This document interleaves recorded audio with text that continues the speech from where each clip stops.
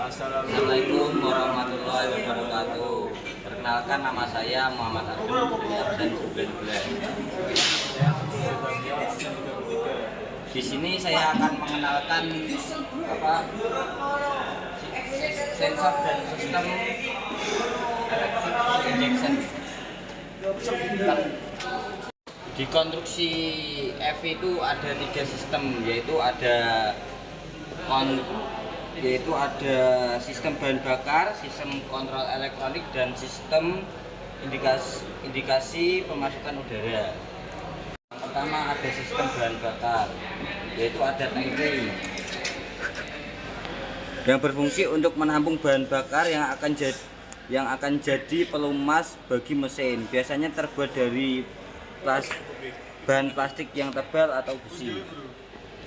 Dua, ada fuel pump yang berfungsi untuk memompa bahan bakar dari tangki mobil dan kemudian disalurkan ke mesin-mesin di dalam mobil. Bakar akan dipompa dan dialirkan ke ruang pembakaran. Yang ketiga, ada electronic control unit atau ECU yang berfungsi untuk komponen ini berfungsi untuk menganalisis data dari sensor untuk ditransfer menuju injektor. Ini ada injektor atau sistem kontrol elektronik yang mengeluarkan bahan bakar secara otomatis sesuai on-off kendaraan. Prinsip kerja injektor ini memanfaatkan tenaga listrik yang dihasilkan ECU dan secara aksial bisa membuka nozzle-nya. Keempat, ada delivery pipe yang berfungsi untuk menampung dan mengalir bahan bakar, maka materialnya harus keras. Terus return feed, ketika tekanan di dalam mesin terlalu tinggi, maka bahan bakar akan dikembalikan ke tangki melalui saluran return feed. Ini ya guys ya. Terus ada juga ignition coil yang fungsi utama dari ignition coil adalah meningkatkan tegangan baterai dari 12 volt menjadi 25.000 volt yang sangat tinggi, bukan termasuk sebagai tegangan tinggi. Fungsi ini sebenarnya memanfaatkan tenaga hasil indikasi elektromagnetik. Bodi berfungsi untuk menerima udara sesuai permintaan dari 2 komponen lain, yaitu airflow sensor dan throttle position sensor. Ada MAP atau manifold absolute pressure, digunakan pada EV tipe D untuk menyensor tekanan udara yang masuk ke dalam ruang bakar. MAP adalah salah satu sensor penting pada EV tipe D.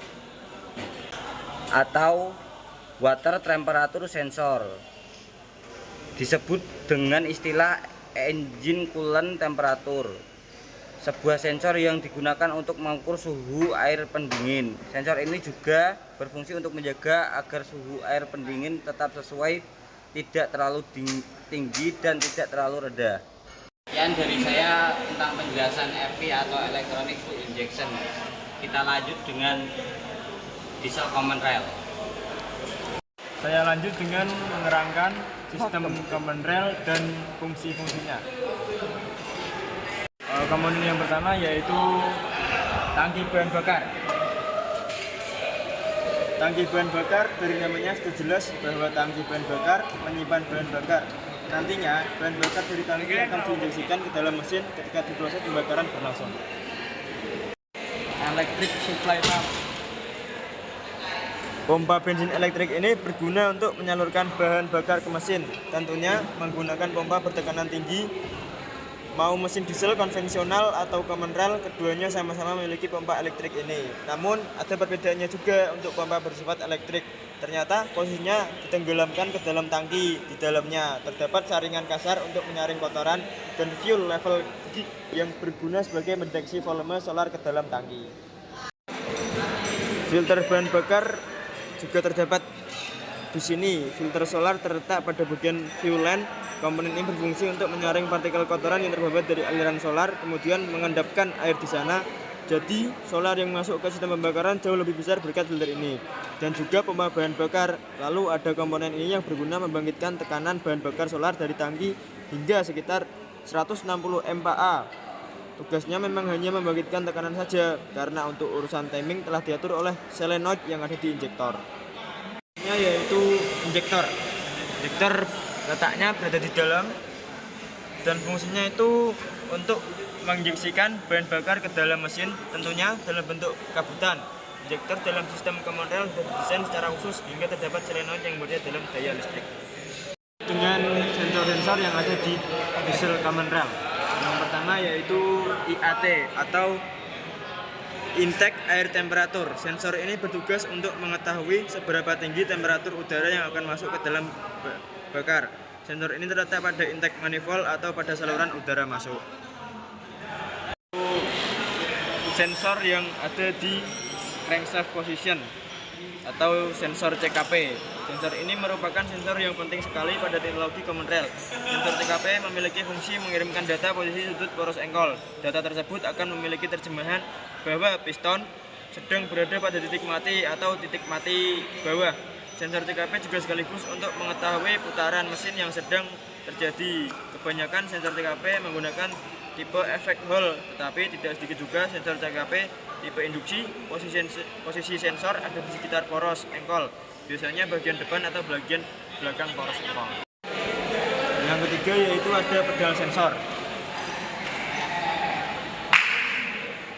Pedal sensor ini berfungsi mengetahui berapa besar sudut pedal gas saat pengemudi melakukan injakan pedal gas. Yang selanjutnya yaitu ada sensor yang namanya itu TPS, Throttle Position Sensor, berfungsi untuk mengatur serta menyeimbangkan BBM pada mesin kendaraan. Posisinya sendiri menjadi satu dengan bodi throttle yang terhubung langsung dengan katup gas. Penempatan komponen sensor ini dikarenakan fungsinya adalah untuk memastikan bahwa katup gas memiliki sudut bukaan sesuai. Selanjutnya yaitu ECM, Engine Control Module, atau yang sering biasa disebut ECO. Fungsinya adalah prosesor utama mesin untuk melakukan berbagai perhitungan, khususnya untuk menghitung jumlah bahan bakar yang diinjeksikan dalam mesin. Yaitu WTS, Water Temperature Sensor, yaitu berfungsi untuk menjaga agar suhu air pendingin tetap sesuai, tidak terlalu tinggi dan tidak terlalu rendah. Tujuannya adalah agar suhu mesin mobil tetap terjaga. Kebanyakan mesin mobil memiliki 2 WTS. Yang dari saya tentang penjelasan tentang komponen diesel common rail dan sensor-sensornya.